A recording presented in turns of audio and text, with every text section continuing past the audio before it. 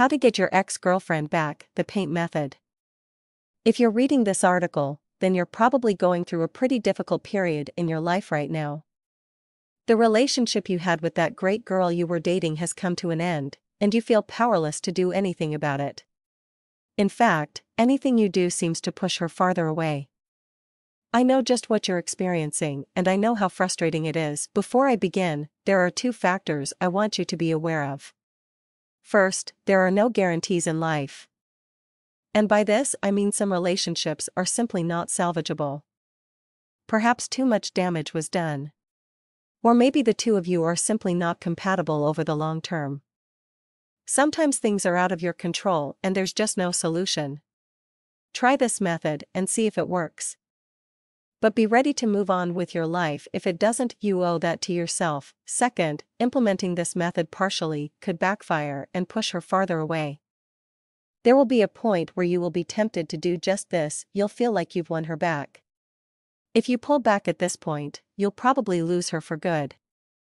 I'll explain how and why later, but for now, just know it has a lot to do with female psychology. Now, let's begin. The 4 steps of the paint method are as follows. 1. Separation period. 2. Painting class. 3. Initial communication. 4. Face-to-face meeting. Step 1. Separation period. The first step in getting your ex-girlfriend back is to cut off all communication for a period of 2 weeks.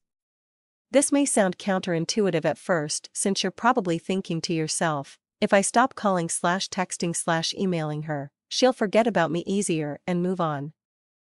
You want to hold on to any connection there may still be, but don't resist. The reason for this step is twofold. First, it stops you from digging your hole deeper. Face it, everything you've been doing up to this point hasn't worked, so you're stopping it is obviously better than continuing it. Second, it lends credibility to step 2. In general, women make these types of decisions based on their emotions, and the emotion your ex-girlfriend is probably feeling right now is frustration with the status quo. She doesn't like how she feels in the relationship anymore, and part of that is based on her perception that things, you, can't / won't change. Taking a 2-week separation will allow her to think that maybe something has changed.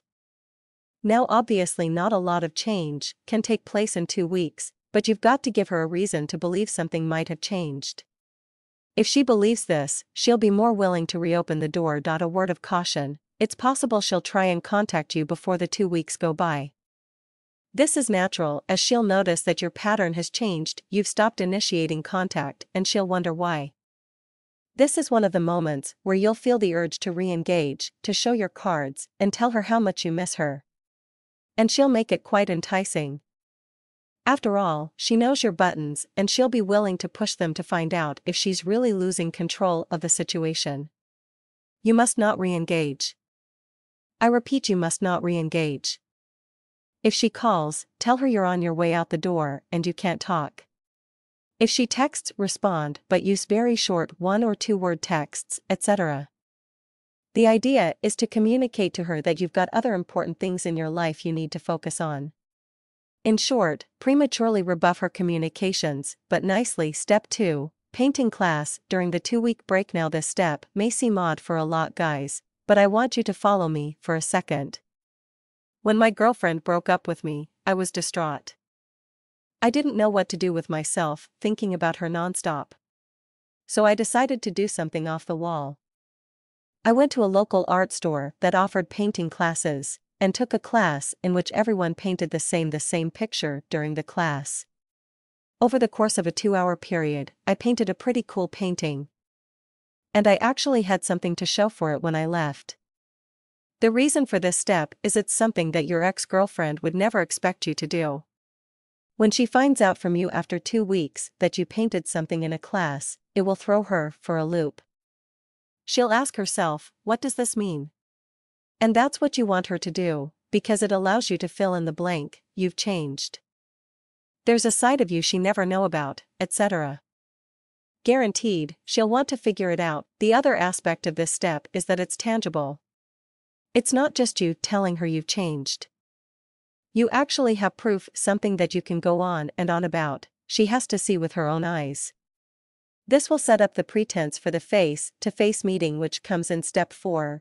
Step 3. Initial communication. This step is the first consequential communication you'll have with your ex-girlfriend after the 2 weeks have passed and you've taken the class. You'll send her an email asking her how she's been doing. Then you go into how things have been picking up for you and that you even took a painting class and put together the coolest painting. Express real enthusiasm for your achievement and tell her that you're looking forward to getting more into painting. Another thing you'll want to do in this email is tell her about a cool female friend you made during the class. Don't make this up, actually strike up a conversation with any woman in the class, old or young. The important is that you not give up too much information to your ex. Just throw in a sentence or two about a cool girl who took the class that you found interesting. Don't overdo it. Less is definitely more in this case. Women get insanely jealous anytime they hear about you interacting with another woman. Sprinkle this in lightly and move on. Finally, tell her that she'll get a kick out of seeing the painting and that she should stop by sometime to see it hanging on the wall in your home. Again, this is the beauty of this method. It sets up a credible reason for you and her to meet up, and it's not just that you miss her so much. Step 4. Face-to-face meeting. If you've done all the previous steps as outlined, chances are you'll find yourself showing your ex-girlfriend your painting in your home. This is another one of those critical points that you have to be cautious. During this whole interaction, she'll be trying to figure out what's changed. Have you really moved on? And who is this mysterious girl you met in class? Most of all, she'll be trying to figure if she's lost control. And to do this, she'll pull out all the stops to get you to reveal that you still want her. She might even try and get physical. Your job is to maintain a detached, friendly, and confident demeanor. Just keep focused on the painting. Tell her about how you've learned about yourself, etc. Under no circumstances are you to tell her that you did any of this for her. If you do, she'll be gone before you can turn around. Now be prepared, because this is a difficult step. Try and keep it as short as possible. Show her the painting, chat a little, and then tell her you have to take off to take care of some things. Show her to the door. It might seem awkward, but the idea is to throw her off. Remember, the whole point of this method is to get her consider the possibility that things could be different with you. Your job is to open the door to this possibility. Conclusion: the paint method is designed to change the dynamics between you and your ex-girlfriend from a situation in which she is distancing herself from you to one where she wants to get closer.